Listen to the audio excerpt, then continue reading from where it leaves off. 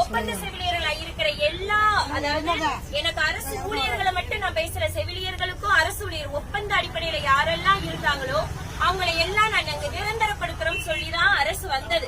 அதனால வைத்தியம் பார்த்தோம். ஆனா செவிலியர்கள் கோபமா பேசுறாங்கன்ற ஒரு விஷயம் தான் பொதுமக்களுக்கு தெரியும். ஆனா செவிலியர்கள் ஏன் அந்த மாதிரி இருக்காங்கிறது உங்களுக்கு தெரியாது. இதுவரையிலும் நாங்க 10-15 வருடங்களா வெறும் ஒப்பந்த செவிலியருக்கு வெறும் 15,000 18,000 சம்பளம், 7,000ல இருந்து உள்ள வந்து 18,000 வரையில இப்ப வாங்கிக்கிட்டு கிட்டத்தட்ட 15 வருஷமா வேலை பார்த்துக்கிட்டு இருக்கோம். பணி சுமை எங்களுக்கு எவ்வளவு இருக்குங்கிறது உங்களுக்கு தெரியாது. அதே மாதிரி இதை நீங்க வீடியோ எடுத்தாலும் ஓகே, சரிங்களா? ஏன் இதை நான் பொதுமக்களாகி உங்கள்கிட்ட நான் இந்த இடத்துல இந்த பஸ்ல பேசுறேன்னா, கிட்டத்தட்ட 4 நாட்களாக போராடிக்கிட்டு இருக்கோம். 2000 செவிலியர்களுக்கு மேல எங்களுக்கு சென்னையில போராட்டம் நடத்திக்கிட்டு இருக்காங்க.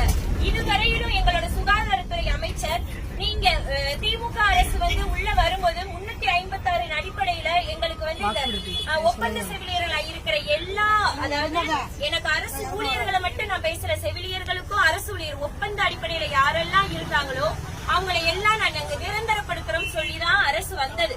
ஆனா இன்னைக்கு கேக்குறாங்க எங்க கிட்ட 356 ஒப்பந்தம் நாங்க கொடுத்தா அதை நாங்க நிறைவேற்றிட்டா கொடுக்கணுமா, அப்படி என்ன நாங்க சொன்னா நாங்க செய்யணுமான்னு கேக்குறாங்க சுகாதாரத்துறை அமைச்சர் மா சுப்பிரமணியம் ஐயா.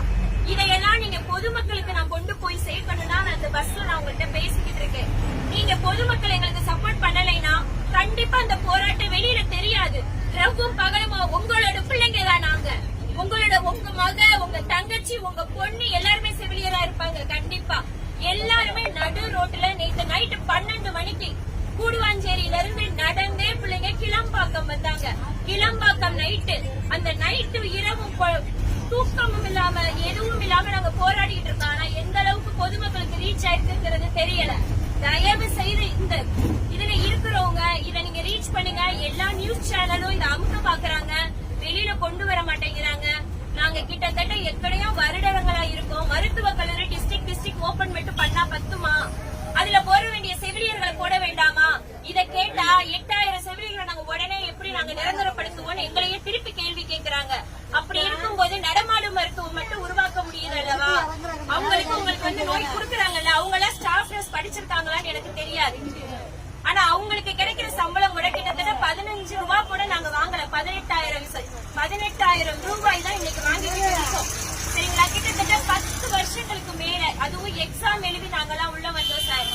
நீங்க இங்க பாக்குறவங்க ஒரு சில பேருக்கு அலட்சியமா இருக்கலாம் நான் பேசுறது, ஆனா உள் உணர்வா யோசிச்சு பாருங்க. உங்களாகிய பொதுமக்களா தான் நான் உங்கள்கிட்ட பேசிக்கிட்டு இருக்கேன், சரிங்களா? எனக்கு இன்னைக்குனா நாளைக்கு உங்க பொண்ணுக்கு செவிலியர் படிக்க வைக்க மாட்டீங்களா? மருத்துவத்துக்குள்ள கொண்டு போக மாட்டீங்களா?